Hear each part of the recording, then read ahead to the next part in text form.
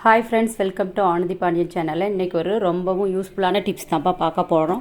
வீடு எப்படி க்ளீன் பண்ணுறது, எங்கேயாச்சும் வெளியில் போயிட்டு வந்து நம்ம வீடு பிள்ளைங்க வந்து பீரியட்ஸாக இருந்தால் இல்லை வெளியில் எதையாவது இலவுக்கு போயிட்டு வந்து எதாவது தொட்டுட்டோம்னா தீட்டுன்னு சில பேர், அதுவும் கிராமத்தில் ரொம்ப சுத்தமாக இருப்பாங்க, குளிச்சுட்டு தான் உள்ளுக்கே நுழைவாங்க. நாளும் கிழமை ஏதாவது விசேஷ நாளில் வீடு துடைக்கும் போது இந்த ஒரு பொருளை நீங்கள் சேர்த்து வீடு துடைச்சிங்கன்னா, இந்த ஒரு பொருளை வீடு துடைக்கிற தண்ணியில் ஆட் பண்ணிவிட்டு நீங்கள் துடைச்சிங்கன்னா தீட்டுலாம் இல்லைம்மா அப்படின்னு கோவிலில் ஐயர் சொன்னாங்க. அது பிரகாரம் தான் ஆடி மாதம் புரட்டாசி மாதம் இந்த மாதிரி வீடு க்ளீனாக ஆயுத பூஜைக்கெலாம் க்ளீன் பண்ணும்போது எப்போதும் அது ஒரு ஸ்பூன் ஊற்றி தான் நான் வீடு துடைப்பேன். இப்போ வாங்க, வீடு துடைக்கிறதுக்கு முன்னாடி ஃபஸ்ட்டு எல்லாமே நம்ம க்ளீன் பண்ணிவிடுவோம். அடியில் கீழே வீடு துடைக்கிறதுக்கு முன்னாடி, தரையை துடைக்கிறதுக்கு முன்னாடியே ஜன்னல் விண்டோ அந்த மாதிரி இடத்தெல்லாம் முதல்ல க்ளீன் பண்ணிவிடுவோம். அதிகமாக லைட்டு எறிகிற இடத்துல தான் நீங்கள் கவனிச்சிங்கன்னா பள்ளி எப்போ பார்த்தாலும் சத்தம் போட்டுகிட்டே இருக்கும். அந்த மாதிரி அதிகமாக பள்ளி சத்தம் போடுற இடம், அதுவும் பள்ளி நம்ம ஏதாவது நினைக்கும் போது சத்தம் போட்டாவே நமக்கு வேறு நல்லதாக இருந்தால் ரொம்ப சந்தோஷமாக இருக்கும். ஏதாவது கஷ்டமான நேரத்தில் பள்ளி சவுண்டு போட்டோன்னா மனசுக்கு ரொம்ப கஷ்டமாக இருக்கும். பள்ளி அதிகமாக நம்ம வீட்டில் இல்லாத இருக்கிறதுக்கு நம்ம என்ன பண்ணுறதுன்னு ஃபஸ்ட்டு பார்க்கும். எப்பொழுதுமே மாப்பு போடுறதுக்கு முன்னாடி எப்பொழுதுமே ஒட்டடை அடிக்கிறது, இந்த ஜன்னலில் இருக்கிற அந்த டஸ்ட்டெல்லாம் தட்டி விடுற வேலையெல்லாம் பார்த்துட்டு கீழே நீங்கள் தொடச்சிங்கன்னா வீடு எப்பொழுதுமே சுத்தமாக இருக்கும். இப்போ வாங்க, ஃபஸ்ட்டு நம்ம ஒட்டடையை ரெடி பண்ணலாம். ஒட்டடை அடிக்கிற ஒரு குச்சி, டஸ்ட் அடிக்கிறதுக்கு ஒரு ஸ்டிக்குன்னு தனித்தனியாக வச்சுருந்தா நம்மள்ட்ட நிறையா பொருள் இருக்க மாதிரி இருக்கும். இது வந்து நான் அழுக்கு ஜன்னல்லாம் துடைக்கிறதுக்காக தான் இந்த மாப்பு வாங்கினேன். இப்போ வந்து மாப்பு, வீடு துடைக்கிற மாப்பு வந்து வேஸ்ட் ஆகிடுச்சு. அந்த ஸ்டிக்கில் வச்சு தான் ஜாயின் பண்ணலாம். கயிறு போட்டு கட்டிட்டு இன்னும் ஸ்ட்ராங்காக வேணுங்கிறதுக்காக செலோ டோப்பு போட்டும் நல்லா ஒட்டுறேன். ஹைட் அளவுக்கு நல்லா தூக்கும் போது நல்லா ஸ்ட்ராங்காக இருக்கணுங்கிறதுக்காக. இப்போ பாருங்கள், இதை வச்சு தான் நான் ஒட்டடை அடிச்சிட்ருக்கேன். பாருங்கள், இந்த மாதிரி ஒட்டடை அடிக்கிறதுக்கு நீங்கள் யூஸ் பண்ணிக்கலாம். இல்லை கொசுவலை, அந்த மாதிரி ஜன்னலுக்கெலாம் கொசுவலை போட்டிருப்போம். அதில் நிறைய டஸ்ட்டு வந்து எப்பொழுதுமே இருக்கும். அது எங்கள் சைடு ரொம்ப டஸ்ட்டாக இருக்கும். கொசுவலையை அழுக்கு துடைக்கிறதுக்கு எல்லாத்துக்குமே இந்த மாப்பை நான் யூஸ் பண்ணிப்பேன். இந்த மாதிரி ஹைட்டாக இருக்கிறதுக்காக தான் இப்போ ரெண்டையும் நான் ஜாயின் பண்ணினேன்.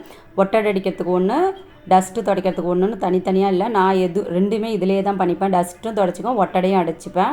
அடிச்சுட்டு தண்ணியில் நல்லா அலசினிங்க மாப்பை காய வச்சிட்டிங்கன்னா அப்புறம் வேணுங்கும் போது நம்ம எடுத்து யூஸ் பண்ணிக்கலாம். இந்த மாதிரி ஃபஸ்ட்டு எங்கேயுமே ஒட்டடை அடிச்சுட்டு கொசுக்கு அடிச்சிருக்க அந்த நெட்லெல்லாம் நல்லா டஸ்ட்டெல்லாம் அடித்து க்ளீன் பண்ணிவிட்டு அதுக்கப்புறம் கூட்டிகிட்டு நீங்கள் மாப் போட்டிங்கன்னா வீடு நல்லா க்ளீனாக பார்க்கவே நல்லா நீட்டாக இருக்கும். பாருங்கள், கேட்டு, வீட்டுக்கு முன்னாடி இருக்கிற கேட்டு துடைக்கவும் இந்த மாதிரி யூஸ் பண்ணிக்கலாம். தேய்ச்சி நல்லா துடைச்சிங்கனாவே நல்லா அழுக்கெல்லாம் போயிடும், நல்லா க்ளீனாக இருக்கும் பார்க்கும் போதே.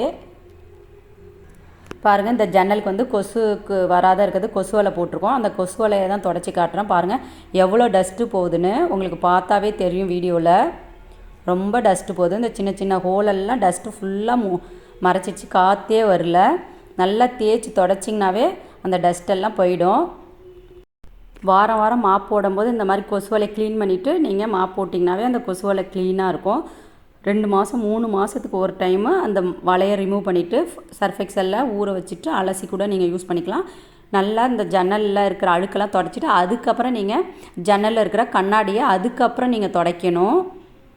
முதல்ல அந்த கொசுவலெல்லாம் க்ளீன் பண்ணிவிட்டு அதுக்கப்புறம் ஜன்னலை வந்து ஈர துணியை வச்சு நீங்கள் அந்த கண்ணாடியெல்லாம் நல்லா துடைச்சிங்கன்னா நல்லா பளிச்சுன்னு இருக்கும். அந்த மாதிரி ரெடி பண்ணலாம். இந்த ஸ்டிக்கு வச்சு கூட நீங்கள் இந்த மாதிரி ஒட்டடை அடிக்கிறதுக்கு நீங்கள் யூஸ் பண்ணிக்கலாம்.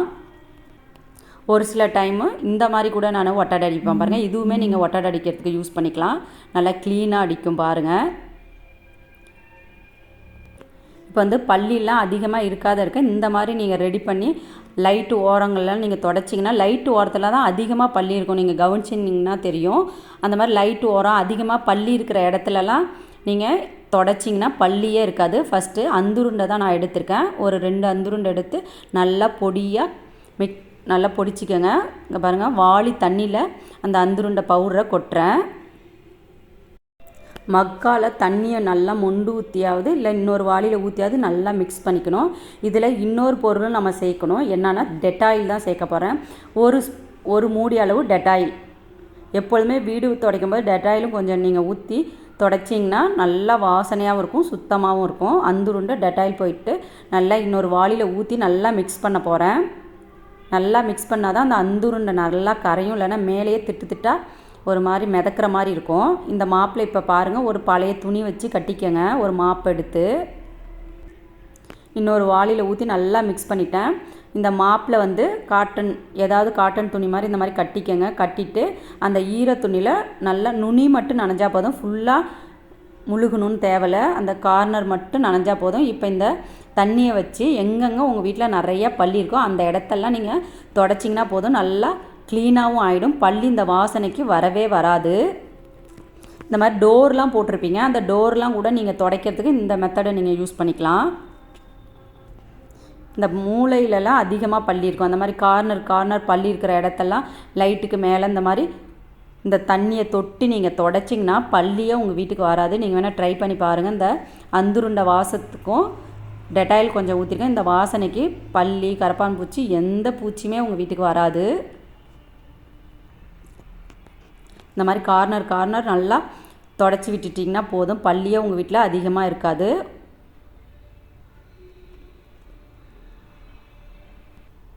இந்த ஐடியா ஃபாலோ பண்ணி பாருங்கள், கண்டிப்பாக ஒர்க் அவுட் ஆகும், பல்லி அதிகமாக இருக்காது. இந்த மாதிரி டோரெல்லாம் க்ளீன் பண்ண கூட நீங்கள் இந்த மாப்பை யூஸ் பண்ணிக்கலாம். இப்போ வாங்க ஃப்ரெண்ட்ஸ், நம்ம வீடு துடைக்கும் போது ஐயர் சொன்னார், இந்த ஒரு பொருளை சேர்த்து வீடு துடையுமா, தீட்டெலாம் எது இருந்தாலும் வீடு நல்லா க்ளீனாகிடும் அப்படின்னு சொன்னாங்க.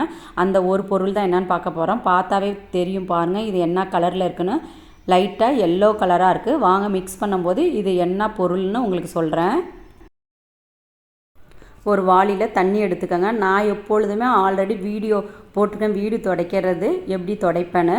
நம்ம வீட்டில் நல்ல பாசிட்டிவ் எனர்ஜி இருக்கணும்னா ஒரு வாளியில் நம்ம மிக்ஸ் பண்ணி வச்சுட்டு 2 கப்பு 3 கப்பு நம்ம ரூமுக்கு தகுந்த மாதிரி தண்ணி எடுத்துக்கிட்டு ஃபஸ்ட்டு ஒரு ரூமை தொடச்சி அந்த தண்ணியை கீழே ஊற்றிடுவேன். மறுபடியும் தண்ணி 2-3 ஜக்கு எடுத்து மறுபடியும் ஒரு ரூமை துடைப்பேன், அந்த தண்ணியை கீழே ஊற்றிடுவேன். ஒரு ரூமுக்கும் தனித்தனியாக தண்ணி எடுத்து தான் நான் எப்பொழுதுமே துடைப்பேன். மஞ்சத்தூள் போட்டிருக்கேன், பச்சை கற்பூரம் சேர்த்துருக்கேன், கல்லுப்பு 1 ஸ்பூன் போட்டுக்கோங்க, மஞ்சத்தூள், பச்சை கற்பூரம். இது வந்து கோமியம். உங்கள் வீட்டு பக்கத்தில் மாடெல்லாம் வந்ததுன்னா அந்த மாடு யாரோட தான் அவங்கக்கிட்ட நீங்கள் முந்தின நாளே சொன்னீங்கன்னா அவங்க அடுத்த நாள் காலையிலே கொஞ்சம் பிடிச்சிட்டு வந்து கொடுப்பாங்க. ஏன்னா விடிய காலம் பால் கறக்கும் போது தான் கோமியம் அவங்களால பிடிக்க முடியும். முந்தின நாளே சொல்லிட்டிங்கன்னா காலையில் பால் கறக்கும் போது பிடிச்சிட்டு வந்து காலையில் கொடுப்பாங்க. அதுக்கப்புறம் இந்த மாதிரி வீடு துடைக்கும் போது சேர்த்து நீங்கள் கோமியத்தை ஆட் பண்ணிவிட்டு நீங்கள் வீடு துடைச்சிங்கன்னா உங்கள் வீட்டில் எந்த தீட்டு இருந்தாலுமே நல்லா சுத்தமாக ஆகிடும்னு ஐயர் சொன்னார். நீங்களும் ட்ரை பண்ணி பாருங்கள். இப்போ பாருங்கள், ஒரு ரூமுக்கு மட்டும் இந்த மாதிரி 2 ஜக்கு தண்ணி எடுத்துக்கிறேன். எங்கள் ரூம் சின்ன ரூமு தான், 10க்கு 10 தான், அதனால் 3 ஜக்கு தண்ணி எடுத்தாவே எனக்கு போதும். இந்த தண்ணியை வச்சு ஃபஸ்ட்டு ஒரு ரூமை நான் தொடச்சிட்டு வருவேன், அதை மறுபடியும் கீழே ஊற்றிட்டு அப்புறம் 2 ஜக்கு எடுத்து ஒரு ரூமை துடைப்பேன். அந்த மாதிரி தான் நான் எப்பொழுதுமே வீடு துடைப்பேன். ஆல்ரெடி வீடு துடைக்கிற வீடியோ போட்டிருக்கேன், பாருங்கள். இந்த மாதிரி தனித்தனியாக பிரித்து வச்சுக்கிட்டு நீங்கள் துடைச்சிங்கன்னா வீடும் நல்லா க்ளீனாக இருக்கும். வீடு துடைக்கும் போது எப்பொழுதுமே ஃபேனை நம்ம போடக்கூடாது. வீடு துடைக்கும் போது இந்த தண்ணி வந்து திட்டு அந்த டைல்ஸில் அப்படியே தெரிகிற மாதிரி இருக்கும். அதனால் நீங்கள் ஃபேன் போடக்கூடாது. காஞ்சிதுன்னா அப்படியே அந்த தண்ணி அப்படியே ஒரு மாதிரி கரையாக இருக்கிற மாதிரி இருக்கும். அதனால் ஃபேன் போடக்கூடாது. வீடு துடைக்கும் போது ஃபேன் போடவே கூடாது. வீடு துடைச்சிட்டு இந்த மாப்பை வந்து நல்லா அலசிட்டு முறுக்கிட்டு ஒரு அரை மணி நேரம் இந்த மாப்பையை நான் காய வச்சுருவேன். காய வச்சுட்டு மறுபடியும் இந்த மாப்பை எடுத்துகிட்டு வந்து வீடு ஃபுல்லாக ஒரு டைம் துடைப்பேன். அந்த லைட்டாக சின்னதாக திட்டாக தண்ணி பட்டு கரை மாதிரி இருக்கும், அந்த கரை எதுவுமே தெரியாது. கரை மாதிரி லைட்டாக வீடு துடைச்சா தெரியுதுங்கிறவங்க இந்த மெத்தடை ஃபாலோ பண்ணுங்கள். இல்லைனா 2 மாப்பு கூட நீங்கள் வச்சு யூஸ் பண்ணிக்கலாம். ஃபஸ்ட்டு இந்த மாப்பை வச்சு வீடெல்லாம் துடைச்சிடுங்க. இன்னொரு மாப்பை லைட்டாக தண்ணியில் முக்கிட்டு நல்லா முறுக்கிடணும், தண்ணியே இருக்கக்கூடாது. நல்லா முறுக்கிட்டு வீடு ஃபுல்லாக நல்லா தொடச்சிக்கிட்டு வந்தீங்கன்னா அந்த சின்னதாக திட்டாக கரை ஒரு சிலருக்கு இருக்கும். உப்பு தண்ணியில் நீங்கள் வீடு துடைச்சாலுமே அந்த கரை லைட்டாக இருக்கும். வீடு துடைக்கும் போது எப்பொழுதுமே நல்ல தண்ணி ஊற்றி தொடங்க. நம்ம குடிக்கிறதுக்கு யூஸ் பண்ணுற அந்த தண்ணியில் வீடு துடைச்சிங்கன்னா அந்த சின்ன கரை மாதிரி லைட்டாக சின்ன தண்ணி பட்டால் சின்னதாக டாட் மாதிரி இருக்கவே இருக்காது. குடிக்கிற தண்ணியில் நீங்கள் வீடு துடைச்சி பாருங்கள். ஒரு சிலர் ஒரே வாளியில் தண்ணி வச்சுட்டு வீடு ஃபுல்லாக அதே தண்ணியில் மாப்பு போட்டு துடைச்சிருவாங்க. அது மாதிரி தயவுசெய்து துடைக்கவே கூடாது, அது வீட்டுக்கும் நல்லதில்லை. ஒரு ரூமில் இருக்கிற நெகட்டிவ் எனர்ஜி அடுத்த ரூமுக்கு இருக்கும். ஒரு ரூமை நீங்கள் தனித்தனியாக நீங்கள் துடைக்கணும். நெக்ஸ்ட்டு இன்னொரு மெத்தட் இருக்குது. எப்பொழுதுமே வீடு வந்து வெளியிலேருந்து உள்ளுக்கு தொடச்சிட்டு வரக்கூடாது. உள்ளெல்லாம் தொடச்சிட்டு லாஸ்ட்டாக அப்படியே வெளி வாசலுக்கு தொடச்சிக்கிட்டு போகிற மாதிரி தான் நீங்கள் எப்பொழுதுமே துடைக்கணும்.